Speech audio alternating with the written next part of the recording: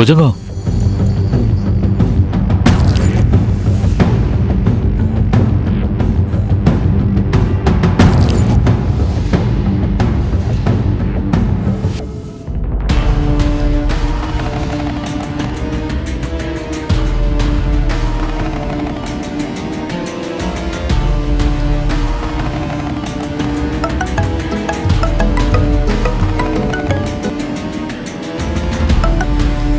Hello.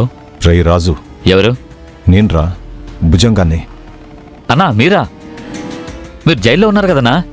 అవునరా, నేను jail నుంచే ఫోన్ చేస్తున్నాను.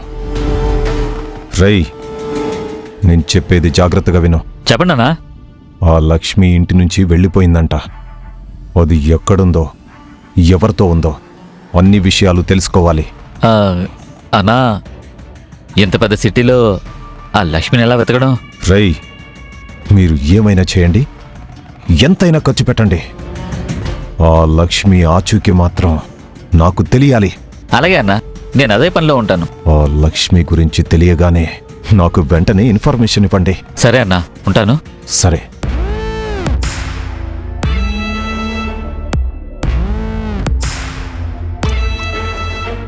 ఆ విహారిగాడు వెక్కి వెక్కి ఏడవాలంటే ఈ లక్ష్మిని విహారికి శాశ్వతంగా దూరం చేయాలి. అప్పుడు నన్ను కొట్టినందుకు, జైల్లో పెట్టించినందుకు నాకు విహారీగాడి మీద పగ తీర్చుకున్నట్టవుతుంది.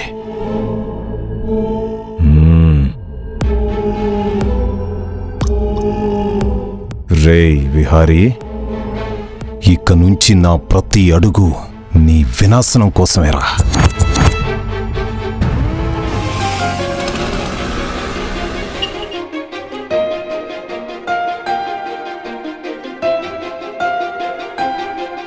నిదురించే నదిలో మొదలాయను అలలే, ముసుగేసిన ఎదలో చిగురేసెను కళలే. నా నిషేధి గదిలో నీ ఉషోదయాలే, జత కూడబోలేవే, ఇరు జగములు వేరే. ఆయండమావుల భ్రాంతి లాంటిదే మన ఈ బంధం. నారాతలో ఏ గీత నిన్ను చూపదే సాక్ష్యం. దరిచేరని దూరం మన కలయిక తీరం, ముని మోపుల చందం మన ఇరువురి పయనం. ఈ కలయిక ఎప్పుడు తెలవారే కలలే, కలగలవాలన్నా జత కుదరదులే.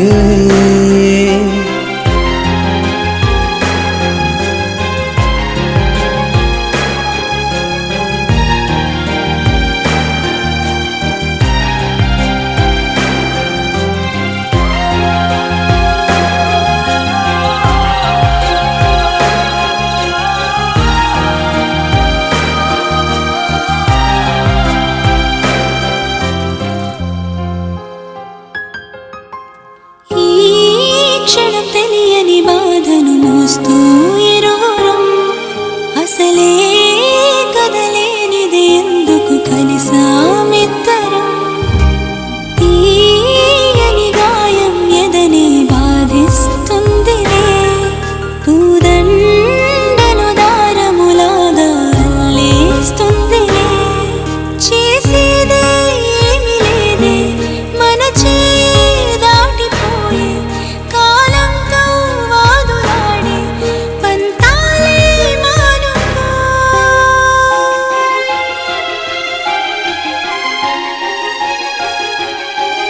మునిమాపుల చందం మన ప్రేమ ప్రబంధం, జత కలవని దూరం ఇరువురి పయనం. నా నిషేధి గదిలో నీ ఉషోదయాలే, జత కూడబోలేవే, ఇరు జగములు వేరే. ఆ ఎండమావుల భ్రాంతి లాంటిదే మన ఈ బంధం. కనకం, కనకం, కనకం, అసలు ఎక్కడున్నావు కనకం నువ్వు? అసలు నన్ను వదిలేసి ఎందుకు వెళ్ళావు? అసలు నువ్వు లేకుండా నేను ఎలా బతకాలి?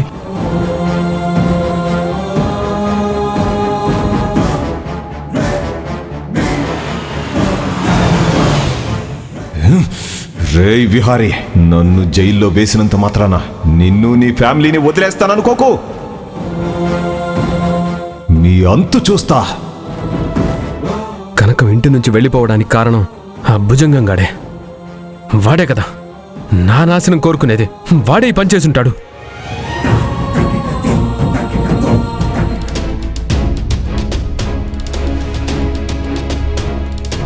సహస్రా,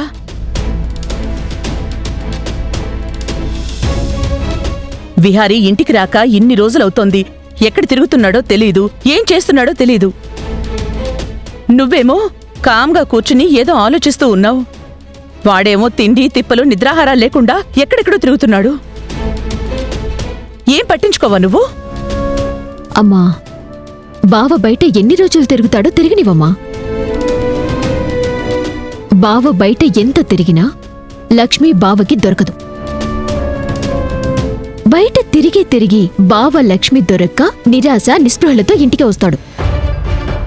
ఆ లక్ష్మి గురించి బాధపడతాడు. లక్ష్మి ఏమైపోయిందా అని తెగ ఆలోచిస్తాడు. అలా 4 రోజులు గడిచిన తర్వాత ఆ లక్ష్మిని మర్చిపోతాడమ్మా. అప్పటి వరకు నువ్వు బావ విషయంలో ఏమాత్రం కంగారు పడకు. అన్నీ నేను చూసుకుంటాను.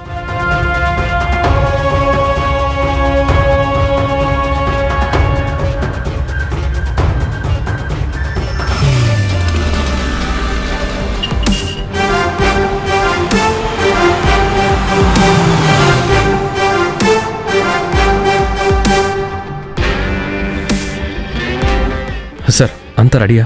అంతా రెడీ సార్, కానీ మీరు ఎక్కువసేపు మాట్లాడకూడదు. త్వరగా వచ్చేయాలి. సరే సార్, నాతో రండి. సరే. ఇదే సెల్ సార్, త్వరగా మాట్లాడి వెళ్ళిపోండి. ఓకే.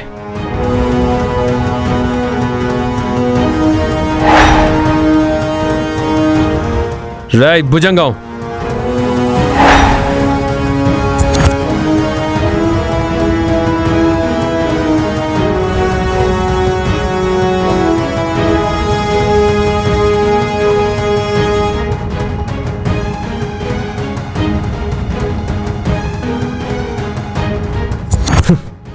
రాయ్, నా కనక మహాలక్ష్మి నువ్వేం చేసావురా? చెప్పరా, ఏం చేసావు? ఓ, నీ కనక మహాలక్ష్మి కనపడకుండా పోయిందా? రేయ్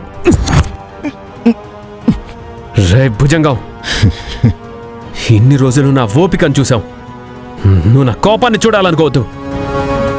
నిజం చెప్పు. నా కనక మహాలక్ష్మి కనిపించట్లేదు. నువ్వే తననేదో చేసావు. చెప్పు, తనేం చేసావో చెప్పు. చెప్పరా.